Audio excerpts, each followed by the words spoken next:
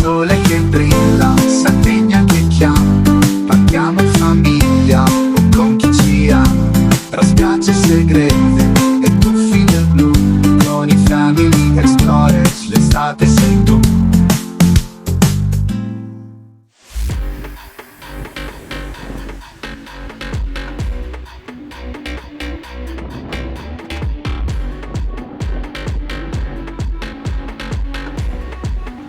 Il Porto Vecchio risale al 1962, quando il principe Karim Aga Khan IV, affascinato dalla bellezza di questo tratto di costa, decise di acquistare i terreni della zona e, assieme allo scenografo svizzero-francese Jacques Couel, poi affiancato dall'architetto Luigi Vietti e in seguito, dall'architetto Michele Busiri-Vici, di realizzare un sito turistico.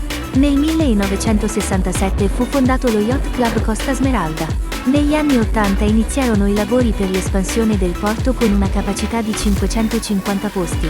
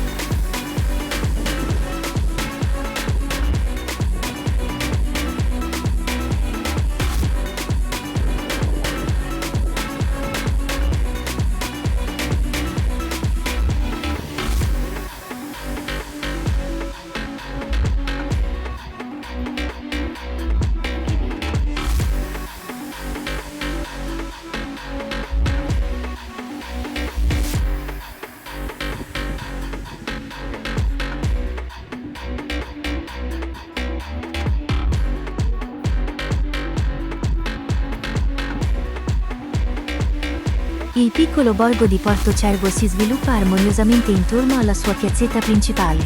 La piazzetta è nota anche come Piazzetta del Cervo, punto nevralgico della vita sociale e dello shopping locale. Nei pressi del Molo Vecchio, un caratteristico ponte in legno collega la struttura portuale alla piazza stessa, offrendo uno degli scorci più fotografati della zona. Dal centro parte una rete di viuzze tortuose e portici luminosi impreziositi da bougainville in fiore, realizzati con materiali locali come granito e pietra, in perfetto stile mediterraneo. Scendendo le iconiche scale a chiocciola si arriva nella sottopiazza, un luogo incantevole dove gli archi sinuosi si affacciano direttamente sul mare e su una piccola spiaggia, immersi in aiuole fiorite e ginepri. Porto Cervo è sinonimo di lusso raffinato e shopping esclusivo. Nella piazzetta del Cervo e sotto i porti si affacciano boutique prestigiose che sono protagoniste di un'eleganza sobria e sofisticata.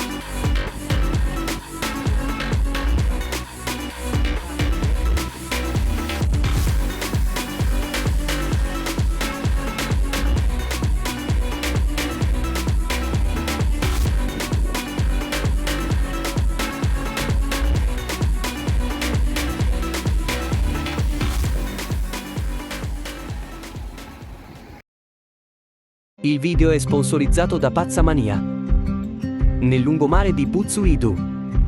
Qui potete trovare l'ombrellone Porto Cervo, stesso nome del video appena visto. L'ombrellone è in alluminio, il tessuto è composto da poliestere 140 grammi. All'interno abbiamo la protezione contro i raggi ultravioletti e presenta l'apertura per l'antivento. Il diametro è di 2 metri con asta da 32 mm e snodo.